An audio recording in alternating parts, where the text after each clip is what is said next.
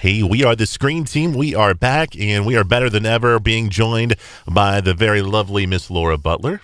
Laura, hello. How are you today? Good. Laura, we're getting ready to review a movie today, and we're going to review The Flintstones. This was a movie that came out in 1994, and it was a live-action film based on the animated film. And before we get into the movie, were you a fan of the animated series? I watched it all the time. Yeah. Yabba dabba doo. I was actually, before we watched this movie, I was driving and I was telling my nephew about it, and he's 10, so he's like, who? Right. Like, he'd never even seen this movie. And I was singing the song, like I have the song memorized, the theme song to the show. And he was like, the what? The Stonehenge family? No, Noah. Stone Age family. Get it right. And he's like, oh, that's lame.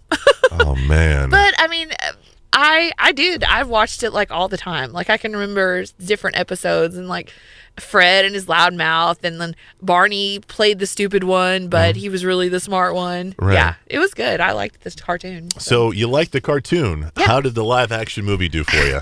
It was like it was entertaining, but like in a, oh dear God, that's awful kind of way. Yeah. You know, like the props, like the scenes are made up and they look like paper mache rocks, like something out of the early 80s. Yeah. But I think that was the point. They wanted it to be like so fake, because it's obviously fake. But then like the way they did wordplay in it, like, you know, they took like McDonald's and what was that? They called McRock or something. McRocks or something like that. 18 dozen served or something like that. Yes, 18.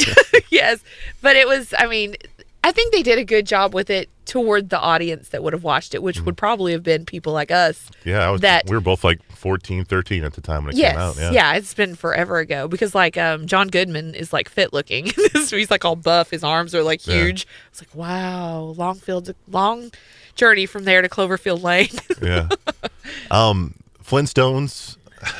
The film, I mean, to me, I remember watching it when it first came out, and when it first came out, I was kind of like, I wasn't a huge fan of it back then, and I watched it again, 20 some odd years later or whatever, and I'm still not that big a fan of it now. But what I am a fan of, and I might disagree with you a little bit here, is I think the thing that stood out to me the most was the sets. I mean, really? They built Bedrock. Yeah. They built the entire like Bedrock City, and to me, as loving movies and know how hard that is, that's a cool feature to me. No, I agree with that. I guess it is impressive because they built it exactly like the cartoon looked. Yeah. I mean, I thought they did a really good job of casting as well, as far as the physical attributes and I thought John Goodman was perfect for Fred. Yeah. Loud-mouthed, obnoxious, plays a good idiot.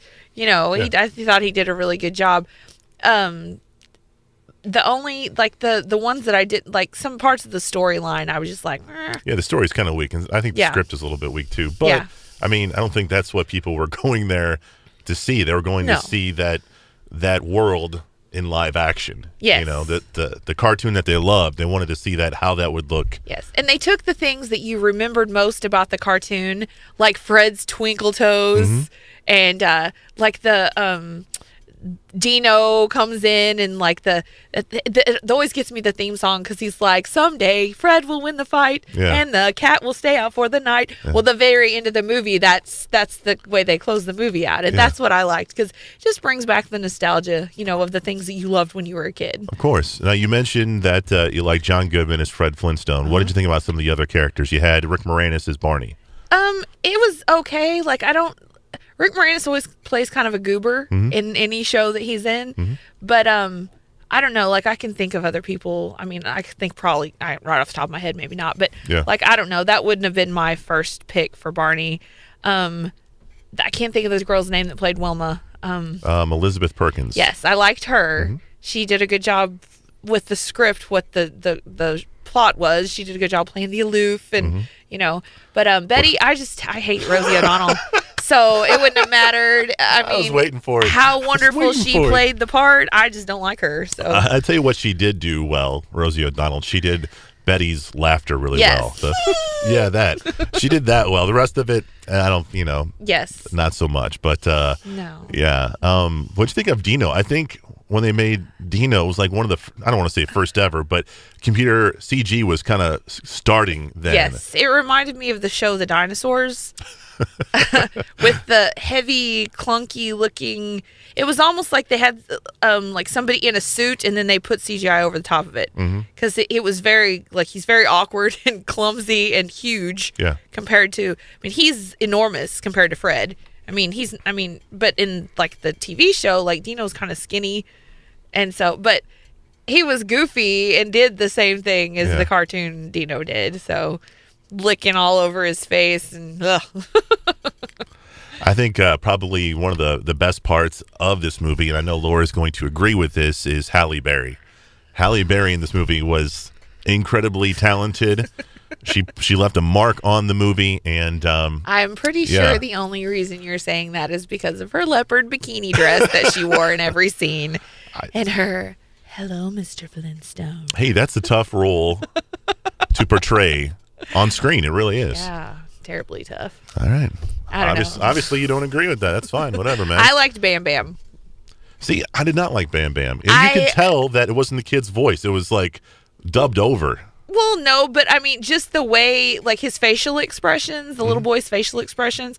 I kind of thought they should have used a cotton top kid because that's in the cartoons. Like Bam Bam has like white hair, right? So I thought maybe a little kid with made me think of the little kid off Jerry Maguire to play Bam Bam. Yeah, that's a good. Yeah, but he was. I mean, his facial expressions were hilarious, and he played his little part pretty well. Pebbles was boring, and I don't know. I could think of that little what's her name, the Olsen twin. Chick could have done that part. I think a little bit better. Yeah. Let me ask you. Your nephew watched this movie with you. I don't think he was too crazy about it. But do you think kids now? Do you think this is a movie you can put on today and kids will be interested in it? I think it depends on what the age group is. I think maybe maybe a little older than Noah. Because, like, that junior high age where, like, they're in that Napoleon Dynamite stage where they like dumb comedies. Yeah. I think that maybe that age group would be still in for it.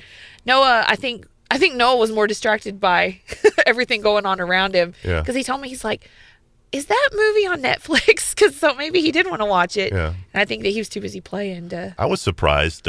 Luke watched it with us, and he was actually interested in it. The dinosaurs. Not because of the movie, because of the dinosaurs. Right. He was like, oh, there's a Bronchiosaurus, and there's a T-Rex. And right. So I was like, cool, watch it, So, oh, cool. Laura, thanks for doing the Flintstones with us. Appreciate you. Absolutely. Coming up after the break, we got Jake on the show, and we're going to do the Tom Cruise and Jamie Foxx movie Collateral. It's next on KWOC.